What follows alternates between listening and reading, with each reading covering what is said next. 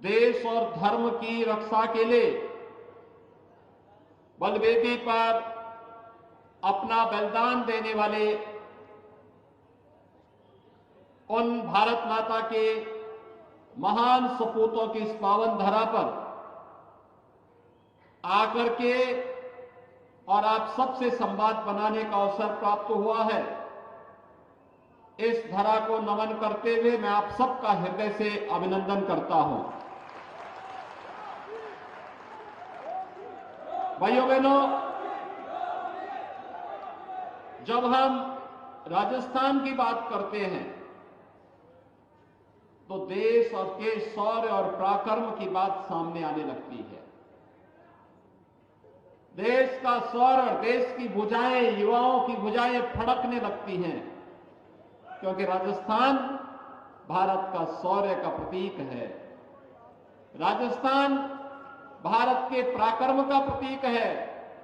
और याद रखना, जहां शौर्य और पराक्रम होगा उसकी आधारशिला भक्ति में होगी। ये भक्ति और शक्ति का अद्भुत संगम है। धर्म है तो कर्म है और कर्म है तो धर्म है। दोनों जैसे एक दूसरे की पूरक हैं, ऐसे ही शक्ति और भक्ति दोनों एक दूसरे की पूरक हैं। और राजस्थान देश और दुनिया में उसका प्रतीक है, उसका सिंबल है। और भाइयों बहनों, इसलिए भक्ति और शक्ति की इस धरा को कोटि कोटि नमन करता हूं। आप सबका मैं हृदय से अभिनंदन करता हूं।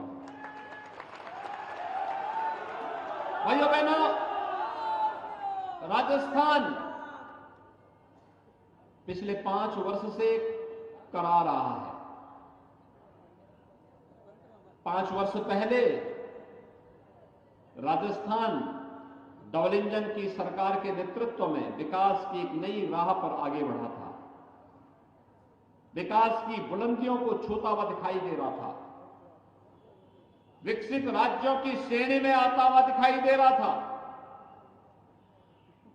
राजस्थान, जिस राजस्थान का अपना गौरवशाली इतिहास है, जिस राजस्थान ने देश की आजादी के बाद देश की लोकतंत्र को जब कभी कुचलने का प्रयास हुआ था, उस दौरान श्री भैरव सिंह शेखावत जी के नेतृत्व में बनी गैर कांग्रेसी सरकार के नेतृत्व में एक नई राह पकड़ी थी कि हम विकास भी करेंगे, पर्यटन की सुविधाओं का विकास भी करेंगे और रोजगार का सृजन भी करेंगे। अन्नदाता किसानों के चेहरे पर खुशहाली भी लाएंगे।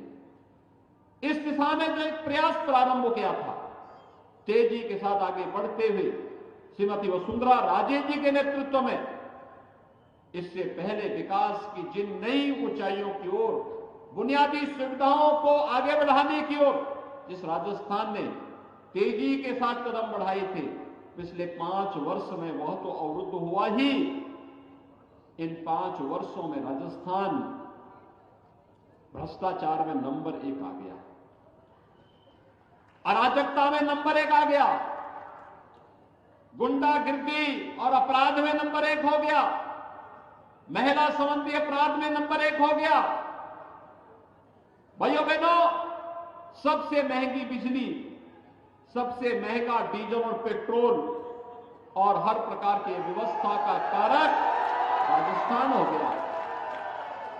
महंगाई के साथ साथ हमारा युवा नौकरी और रोजगार के लिए भटकता है और यहां पर सबसे ज्यादा पेपर लीक की घटनाएं राजस्थान के अंदर हो गई हैं। भाइयों बहनों, इसीलिए आज मैं आपके पास आया हूं। जब भारत बदल रहा है, प्रधानमंत्री मोदी जी के नेतृत्व में एक नए भारत का दर्शन 142 करोड़ की भारत की जनता कर रही है और जब पूरी दुनिया के अंदर भारत का सम्मान हो रहा है। आज जब प्रधानमंत्री मोदी जी दुनिया के अंदर किसी भी देश में जाते हैं, पूरा देश पलक पावड़े बिछा करके मोदी जी के स्वागत के लिए खड़ा होता हुआ दिखाई देता है। भाइयों बहनों, ये सम्मान मोदी जी के साथ साथ 142 करोड़ भारतीयों का सम्मान होता है। भारत के प्रति दुनिया का नजरिया बदला है। लोग आज भारत को अच्छी निगाहों से देखते हैं। और भाइयों बहनों, जब विकास की नई ऊंचाइयों को छूता हुआ हमारा देश आज जब दुनिया की धारणा को बदल रहा है, बदलने में सफल हुआ है, हमारी सीमाएं सुरक्षित हुई हैं। याद करिए, 9 वर्ष पहले दुश्मन देश घुसपैठ करते थे, आतंकवादियों की घुसपैठ होती थी, आतंकवाद की बड़ी बड़ी घटनाएं घटित होती थी। लेकिन आज आतंकवादियों को और आतंकवाद के आकाओं को ही पता है कि अगर उन्होंने घुसपैठ की, आतंकी घटना को अंजाम दिया तो आतंकवादी तो नष्ट होगा ही होगा, उसके आकाओं के ठिकाने भी नष्ट किए जाएंगे। ये नया भारत है, ये नया भारत है। छेड़ता नहीं है, लेकिन कोई छेड़ता है तो उसको छोड़ता भी नहीं है। भाइयों बहनों, ये नया भारत है। हम लोग दुनिया के अंदर दुनिया की मानव कष्ट में पड़ी हुई मानवता को राह दिखाने का काम भी करते हैं, लेकिन अगर किसी ने आंखें दिखाने का प्रयास किया तो उसकी आंखों को हथेली पे निकालने का काम भी करते हैं। ये भारत, नया भारत समस्याओं का नाम नहीं है, ये नया भारत समाधान का नाम है। प्रधानमंत्री मोदी जी के नेतृत्व में हर समस्या का समाधान आज भारत के पास है। कांग्रेस ने आतंकवाद दिया, मोदी जी ने उसका समाधान धारा 370 को समाप्त करके दे दिया। कांग्रेस ने नक्सलवाद दिया, मोदी जी ने नक्सली ठिकानों को समाप्त करके इसकी समस्या का समाधान दे दिया। भाइयों बहनों, कांग्रेस ने अलगाववाद दिया, मोदी जी ने कनेक्टिविटी के माध्यम से इसकी समस्या का समाधान किया। सेना का, अर्धसेना का, पुलिस बलों के आधुनिकीकरण के माध्यम से जनता जन समस्याओं के समाधान का मार्ग प्रशस्त किया। भाइयों बहनों, कांग्रेस ने देश की जनता को अभाव से त्रस्त किया था। मोदी जी ने देश के अंदर इंफ्रास्ट्रक्चर का एक नया मॉडल दिया। नए भारत में आज विश्व स्तरीय वैश्विक इंफ्रास्ट्रक्चर है। Highway, railway, airport, AIIMS, IIT, IIM और 1 डिस्ट्रिक्ट 1 मेडिकल कॉलेज की गेटवे अब प्रधानमंत्री मोदी जी की देन है। हर घर नल योजना प्रधानमंत्री मोदी जी की देन है। और भाइयों बहनों, गरीब कल्याण के लिए जो 55 वर्षों में नहीं हो पाया, वो मोदी जी ने मात्र 9 वर्ष में करके दिखा दिया। आप सोचिए ना, 12 करोड़ गरीबों को शौचालय मिल गए, 4 करोड़ गरीबों को आवास मिल गए, 12 करोड़ गरीबों को 6,000 रुपए हर वर्ष प्रधानमंत्री किसान सम्मान निधि का लाभ मिल रहा है। 4 करोड़ गरीबों के घर में बिजली के कनेक्शन पहुंच गए। 9 करोड़ 60 लाख गरीबों के घर में उज्ज्वला योजना का रसोई गैस का सिलेंडर भी पहुंच गया। भाइयों बहनों, वनवासियों का, गिरिवासियों का, आदिवासियों का सम्मान कैसे होना है, 15 नवंबर की तिथि जनजातीय दिवस के रूप में मना करके प्रधानमंत्री मोदी जी ने जनजातीय गौरव को आगे बढ़ाने का काम किया। आज उनके उत्थान के लिए नई नई योजनाएं चल रही हैं। बाबा साहब भीमराव अंबेडकर को सम्मान देते हुए पंच तीर्थों का विकास ये प्रधानमंत्री मोदी जी की देन है। भाइयों बहनों, सरदार वल्लभ भाई पटेल, लौह पुरुष सरदार वल्लभ भाई पटेल को सम्मान देने का काम ये प्रधानमंत्री मोदी जी ने किया। दुनिया के अंदर उनकी सबसे बड़ी प्रतिमा का निर्माण प्रधानमंत्री मोदी जी ने स्थापित किया।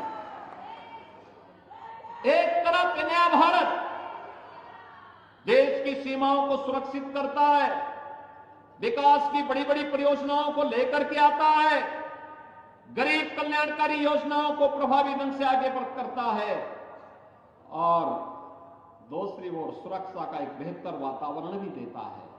संकट में अपने लोगों का कैसे संबल प्रदान किया जाता है, ये तो आपने देखा होगा। कल के भी और आज के भी समाचार पत्रों में था कि अमेरिका में, चीन में, दुनिया के तमाम देशों में कोरोना के मामले तेजी के साथ बढ़ रहे हैं। और भाइयों बहनों, भारत में हम लोग हजारों की संख्या में एकत्र हैं, कोई कोरोना का भय नहीं, क्योंकि मोदी जी ने 2 वैक्सीन जो दे दी। ये वैक्सीन फ्री में वैक्सीन, और फ्री में वैक्सीन के पहले फ्री में टेस्ट, फ्री में उपचार, और 3.5 वर्षों से फ्री में राशन की सुविधा भी तो दी है मोदी जी ने 80 करोड़ लोगों को। और याद करिए, दुनिया के अंदर कोरोना से उभर भी नहीं पा रही है, मोदी जी ने 80 करोड़ लोगों को 3.5 वर्षों से फ्री में राशन की सुविधा दी है। अगले 5 वर्ष तक फ्री में राशन मिलेगा। और इसीलिए आज मैं आपके पास आया हूं। भाइयों बहनों, कांग्रेस के समय वैक्सीन आती ही नहीं, और अगर वैज्ञानिक वैक्सीन दे ही देते तो भाइयों बहनों, ये भी कांग्रेस के नेता ब्लैक कर देते। आखिर कांग्रेस ने क्या दिया? कांग्रेस के समय दंगे हुए होंगे, रामनवमी में दंगा, परशुराम जयंती में दंगा, होली में दंगा, ये सब कर्फ्यू दंगा, ये कांग्रेस की पहचान है। कांग्रेस ने 5 वर्ष के शासनकाल में क्या दिया? यहां पे आपको बजरी माफिया दे दिया होगा, खनन माफिया दे दिया होगा, वन माफिया दे दिया होगा, पशु माफिया दे दिया होगा, संगठित अपराधों में लिप्त माफिया दे दिए होंगे। और भाइयों बहनों, इन्हीं माफिया का उपचार करने के लिए हम उत्तर प्रदेश में बुलडोजर लेके आए हैं। डबल इंजन की सरकार इस माफिया का उपचार अच्छी तरह करना जानती है। और इसलिए भाइयों बहनों, एक तरफ जनता को सुरक्षा की गारंटी, और दूसरी तरफ आपकी आस्था का सम्मान। आस्था का सम्मान कैसे किया जाता है? कांग्रेस ने अपने सरकार के समय कहा था राम और कृष्ण हुए ही नहीं। आप याद करिए, हमारे यहां राजस्थान में जब हम आपस में मिलते हैं तो 2 ही संबोधन होता है, जय जोहार का और राम राम सा का। यही होता है ना, यही होता है ना, जय जोहार या राम राम सा, यही तो होता है। और कांग्रेस कहती है, एक तो सनातन को गाली देती है और दूसरी तरफ कहती है राम और कृष्ण तो हुए ही नहीं, यानी हमारे सनातन को भी गाली दे रहे हैं। अब तो हमें गाली दे रहे हैं, हमारे अस्तित्व पर प्रश्न खड़ा कर रहे हैं। भाइयों बहनों, जो हमारे अस्तित्व पर प्रश्न खड़ा कर रहा हो, क्या हमें उसे समर्थन करना चाहिए? क्या हमें माफियाओं को समर्थन करना चाहिए? क्या जो हमारे प्रभु को गाली देते हो, क्या हमें उन्हें समर्थन करना चाहिए? क्या? और देखिए, मोदी तो नाम है समाधान का। मोदी जी ने जो बोला सो करके दिखा दिया। 500 वर्षों की समस्या थी अयोध्या में, आज अयोध्या में मंदिर बन रहा है ना। अयोध्या में आज मंदिर बन रहा है ना, कोई संदेह है? अच्छा, डोगरपुर से कितने लोग वहां जाना चाहते हैं? अयोध्या पूरा डोगरपुर ही जाना चाहता है। आप सबका अभिनंदन है। अयोध्या में 22 जनवरी को प्रधानमंत्री मोदी जी के कर कमलों से अयोध्या में भगवान राम के भव्य मंदिर में रामलला विराजमान होंगे 500 वर्षों के बाद। याद करिए, हमारे पूर्वजों का कई पीढ़ियां चली गई राम मंदिर के लिए लड़ते लड़ते, लाखों लोग शहीद हो गए। आज राम मंदिर का निर्माण हो करके अब भगवान राम विराजमान भी होंगे 22 जनवरी को। और भाइयों बहनों, हर हिंदुस्तानी की इच्छा है कि प्रभु राम के मंदिर में मैं भी दर्शन करूं। और क्यों नहीं हो? राम हमारे पूर्वज हैं, हम तो उस विरासत के हैं। जैसे हम लोग आते हैं यहां, डोगरपुर हो, उदयपुर हो, चित्तौड़गढ़ हो, हर व्यक्ति मानता है कि हमारे तीर्थ हैं, आधुनिक तीर्थ हैं, क्योंकि देश के लिए त्याग और बलिदान के लिए एक अमिट छाप इस धरती ने छोड़ी है। और भाइयों बहनों, ऐसे ही देश के अंदर धर्म और न्याय की स्थापना के लिए, सत्य की स्थापना के लिए, राम राज्य की अवधारणा को देने के लिए, प्रभु राम के प्रति हम सबका एक स्वाभाविक सम्मान और श्रद्धा का भाव है, और उसी श्रद्धा को व्यक्त करने का एक अवसर हर भारतवासी को प्राप्त होगा। और इस अवसर पर इसीलिए मैं आप सबका कहने के लिए आया हूं, भाइयों बहनों, उत्तर प्रदेश में डबल इंजन की सरकार नहीं होती तो ये काम नहीं होता। डबल इंजन की भाजपा की सरकार थी और मोदी जी का नेतृत्व है, तो अयोध्या में राम मंदिर का निर्माण हो रहा है, भव्य मंदिर का निर्माण हो रहा है। अयोध्या का दीपोत्सव भी आपने देखा होगा, लाखों दीप जल रहे थे अयोध्या में, हर वर्ष जलते हैं जब से भाजपा की सरकार उत्तर प्रदेश में आई है।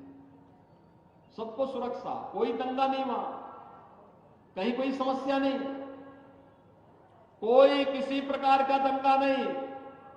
भाइयों बहनों, इसीलिए हम लोग आज आपके पास आए हैं कहने के लिए, राजस्थान को इस अराजकता, अव्यवस्था, भ्रष्टाचार, गुंडागिरी, माफियागिरी से मुक्त करने के लिए डबल इंजन की सरकार राजस्थान में भी चाहिए। डबल इंजन की सरकार के लिए श्री बंसीलाल कटारा को यहां से विधायक बनाना चाहिए। सहमत हैं? सभी लोग सहमत हैं? सभी लोग दोनों हाथ मिला करके एक बार अपनी सहमति का मोहर लगा करके मेरे सामने बताइए थोड़ा। दोनों हाथ मिला करके बोलेंगे भारत माता की। भाइयों बहनों, और मेरी अपील होगी आपसे, श्री बंसीलाल कटारा को कमल चुनाव चिन्ह पर आप जयपुर भेजिए। और भाइयों बहनों, बदले में बंसीलाल कटारा से मैं कहूंगा कि 22 जनवरी के बाद कोई एक शुभ मुहूर्त देख करके राम भक्तों को लेकर के अयोध्या आए। सहमत हैं? सब लोग सहमत हैं ना? तो भाइयों बहनों, आप सब डबल इंजन की सरकार बनाने के इस अभियान के साथ जुड़े।